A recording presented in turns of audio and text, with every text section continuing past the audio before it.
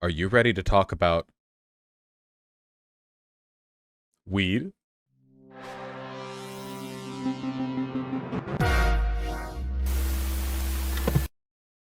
As I said when I ran for president, no one should be in jail just for using or possessing marijuana.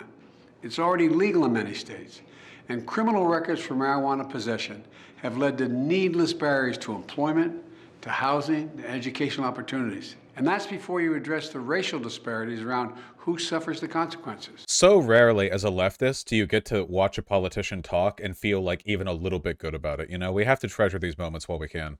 While white and black and brown people use marijuana at similar rates, black and brown people are arrested, prosecuted, and convicted at disproportionately higher rates. Massively So today, yeah. I'm taking 3 steps to end this failed approach. First, I'm announcing a pardon for all prior federal offenses for the simple possession of marijuana. There are thousands of people who are convicted for marijuana possession who may be denied employment, housing, or educational opportunities as a result of that conviction. My pardon will remove this burden on them. Second, I'm calling on all governors to do This is going to end up pardoning probably somewhere between 5 and 10,000 people. So what he's doing here is he's revoking prior charges on people previously convicted. Claims made by Biden officials state that nobody is currently in federal prison just over marijuana possession. That's probably not entirely true, but I'd be willing to bet the majority of cases of marijuana possession that end up getting charged by the feds end up getting kicked down to like state prison. Federal prisons don't want to have like people who possessed weed in them. You know, like it tends to get rolled down. Of course, this does not make weed legal, and it doesn't prevent states from arresting people, but this is a great step in that direction. the same for state marijuana possession offenses. Third, the federal government currently classifies marijuana as a Schedule I substance, the same as heroin and LSD, and more serious than fentanyl. It makes no sense. So I'm asking the Secretary of Health and Human Services and the Attorney General to initiate a process to review how marijuana is scheduled under federal law. Even as federal and local regulations of marijuana change, important limitations on trafficking, marketing, and underage sales should stay in place. Too many lives have been Sorry, Biden doesn't want 13-year-olds getting zooted before 8th grade homeroom. upended because of our failed approach to marijuana. It's time that we right these wrongs. In all seriousness, our country's attitude towards marijuana is so obviously destructive and irrational that there's not really much of a point going over it. You know what I mean? It's so destructive and so blatantly irrational that it legitimately feels like a waste of time to reiterate the obvious point that, our attitude towards, like, weed criminalization is insane.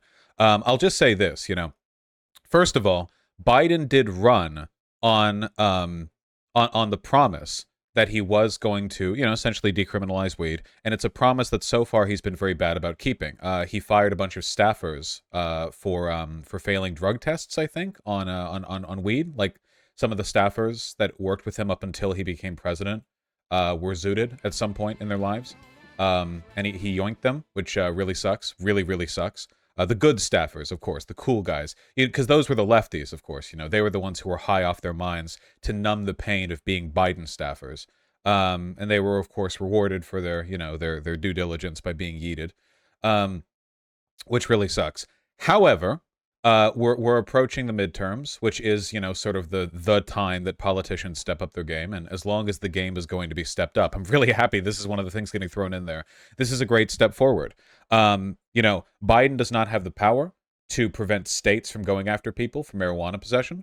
But anything, the states tend to follow like the lead of the federal government in many cases, or at the very least, it contributes to a trend that so far has been quite positive for people when it comes to the legalization of marijuana. It's that's good. That's good. I'm really happy about it. There are some people who are angry over this. Obviously, Republicans are freaking out, some of them at least. But these days, legalization of marijuana is so popular, and it's so popular with younger people, that even Republicans aren't willing to get that far behind it. I think Tom Cotton came out with a statement saying that, like, if you release these criminals, they'll all, like, deploy their fentanyl guns in elementary schools or something. I don't know. There was from Tom Cotton, of course, this is highly racialized, whinging. For the most part, though, this is a very popular measure. God willing, in my lifetime, hopefully not just my lifetime, hopefully in this decade, we will see weed be fully legal in the U.S. You know, I hope so. You think more things like this are going to come out in the next few weeks? There's only so much just the president can do in the time that he has allotted. I'm not entirely sure what else Biden can do. There are things, you know, I don't know what he's going to go for. This was a big one, though. I'm really happy to do this. It'll be electorally popular. It is morally good. It is sound policy. There's really no reason to not be in support of this. It's a big deal.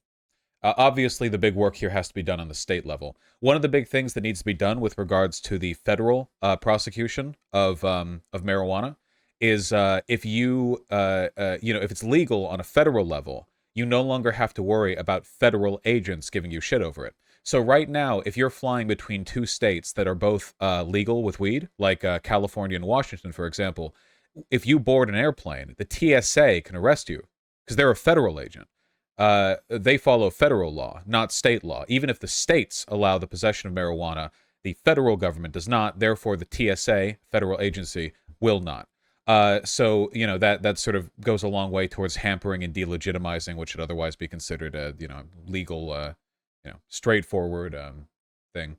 No, it does not stop employers from drug testing. Though drug testing has gotten a lot less popular in the past few years anyway, because A, places are having a hard enough time finding employees, and B, everyone does weed. Everyone smokes weed. So it's quite difficult, quite difficult to maintain that.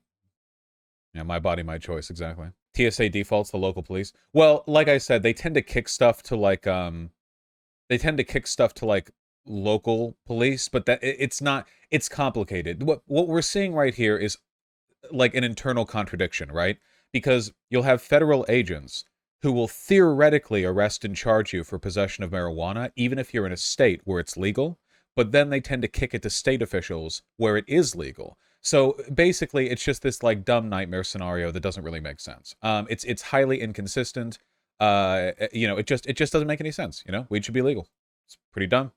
It's really, really dumb. Yeah, big W there. You see the Chad Biden pic? Ah, yes, the Chad Biden conversing with the Florida cracker versus the Virgin DeSantis sort of limping by. They really don't send their best, do they? DeSantis looks like a whiny little. Is this real? Yeah, it's real. He just looks like a little baby man, like all the time. There's like a billion good things about this photo. Oh, it's a great photo. It's a great photo.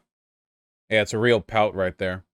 He looks so sad. It's sad being a fascist. It's not a good life. In 5 minutes, we're doing our little call-in. So I'll be having fun with that. After that, we'll talk about the wonderful American police behavior, and we've got lots of research to do. We're gonna learn lots of cool stuff. Wait, I just noticed a shirt. Yeah, the Florida Cracker shirt. Yeah, it's very good.